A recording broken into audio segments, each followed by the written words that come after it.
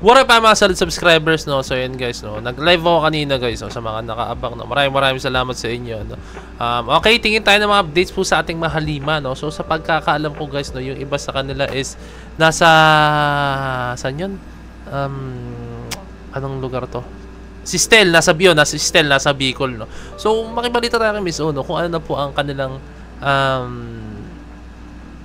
lagay, no? Talagang lagay, no? Para mga updates sa kanila guys, no? Okay, tara. Very big shout kay Miss O, no? Very big shout kay Miss O, as always, no? Napaka-solid, no? Okay? Okay, let's go. Action to SB19's live performance at Bicol Loco, Bicol Music Festival.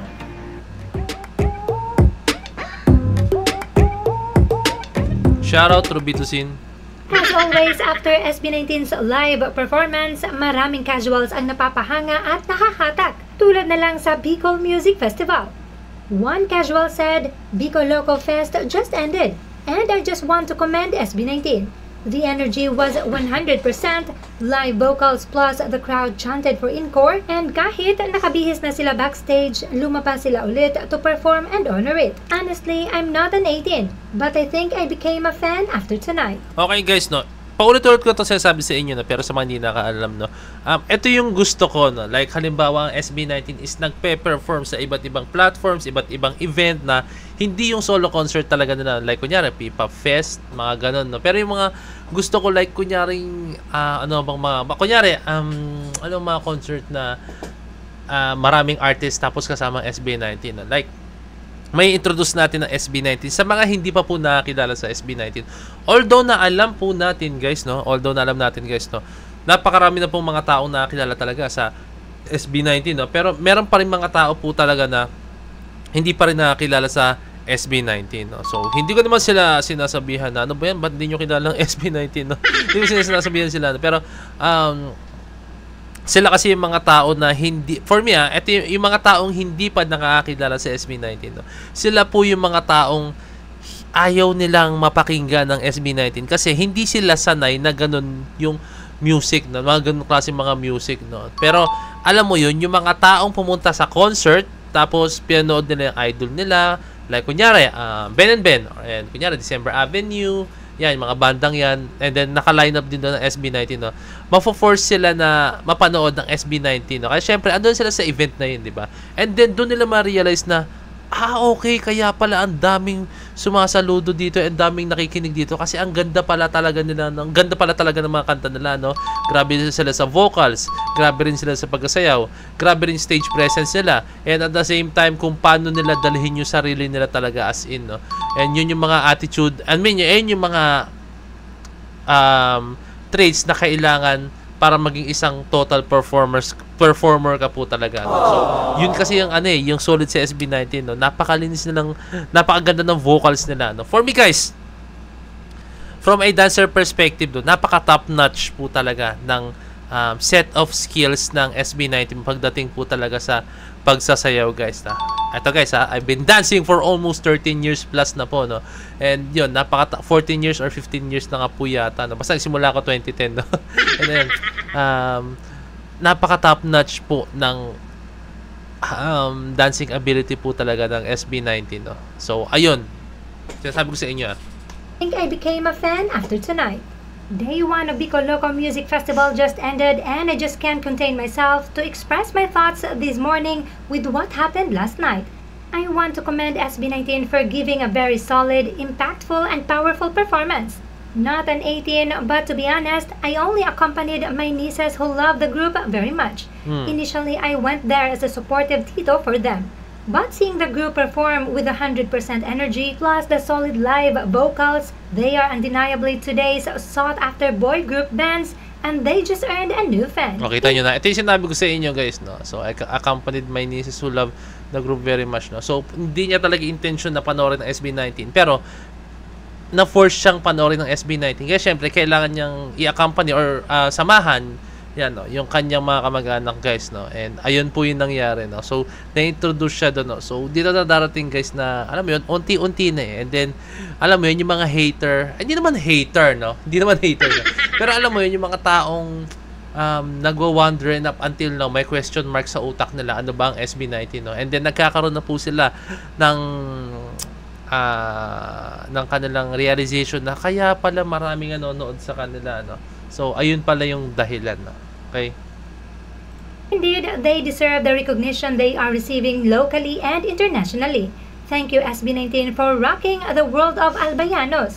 Hanggang sa muli. Their congressman also posted world-class talent, world-class Mismong congressman na po mismo, no? performance. Grabe ang ibinigay na all-out performance ng SB19 sa Bicol Loco Music Festival. Mula sa powerful vocals hanggang sa solid na choreography. Walang dull moment, puro sigawan at saya. SB19 proved once again why they're not just local icons, kundi tunay na world-class Pinoy pride. Mismo. Salamat sa pagbigay ng isang gabi na puno ng energy, inspiration at pagmamahal para sa ating mga kasuro. Diyos mabalos, SB19. Another casual posted, not a fan of SB19 dahil hindi trip ng tenga ko yung genre ng songs nila. But hey, inabangan ko sila this night sa Bicol Music Fest. Ang gagaling nila. Sabi ko na sa inyo, no? Dahil hindi trip ng tenga ko yung genre nila, no? Diba? Powerful ng boses, laloy na yung kalbo na pink ang buhok. Orgasm to the highest level. Congrats sa 18. Hindi kayo nagkamali ng ini-stand. Mabuhay ang OPM, mabuhay ang P-pop. Not a fan of SB19 pero pag nakita mo na sila mag-perform, grabe stage presence nila, tas aura. Solid nyo. Not really a fan of P-pop but tonight they stole my heart. Kaya pala fan yung mama ko at yung mga pamangkin ko. So ayun, no, that just shows guys kung gaano ka-powerful po ang SB19, no? Kung paano maka-reach yung music nila ng mga tao, no? As in, so ang galing ng SB19 lang, no? Kaya nilang, alam mo yun, kaya nilang maging yung mga, ulitin ko sabihin ko man yung term na hater, pero yung mga nag-comment yun, hindi yun hater guys, sadyang mga ano sila, mga casual listeners sila na hindi pa na-expose sa kanta ng SB19, no? So meron kasi tayong mga hater na pwede they will turn into a follower, no? So ayun lang. Okay? SB19 now on flight back to Manila. Isipin nyo guys, no, napaka-hectic ng sked nila, no? Ako nga guys, pagod na ako, no? Pagod na ako as in, alam mo yun, kasi ako guys, sa mga hindi nakakalam ng task ko hindi ko na lang i-specify kung ano yung task ko sa aking work, no? Pero kasi pinapadala talaga ako sa iba't ibang lugar, no? Para sa isang task na kailangan kong gawin regarding sa company namin, no? I've been sa Luzon, Visayas, Mindanao, guys, no? And usually once a month nangyayari or minsan, yun, mga ganun once a month ako pero yun, kahit once a month, pagod na ako. What more pa po yung ginagawa ng SB19 na halos every week, lipad na lipad, punta na punta sa ibang lugar, no? Nakapagod yun. Grabe. Manila for Binibining Pilipinas Grand Coronation Night 2025.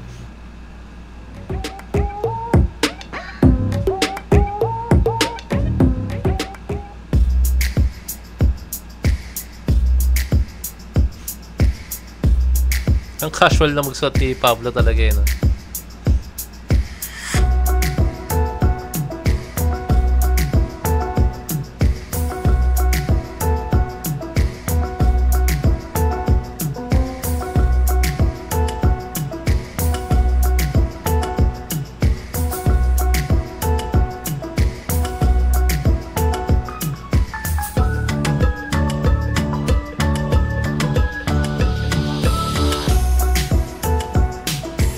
Ang cute ni Pablo talaga, no? Nagdagdag pa kasi sa pagka-cuteness niya yung yung haircut niya ngayon guys sa scene,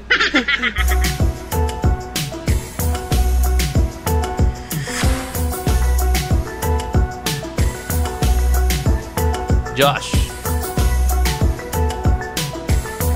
Grabe ang buff ni Josh, no?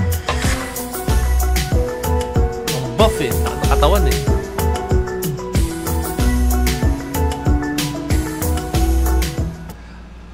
Si Pablo, totoo kay Pablo guys.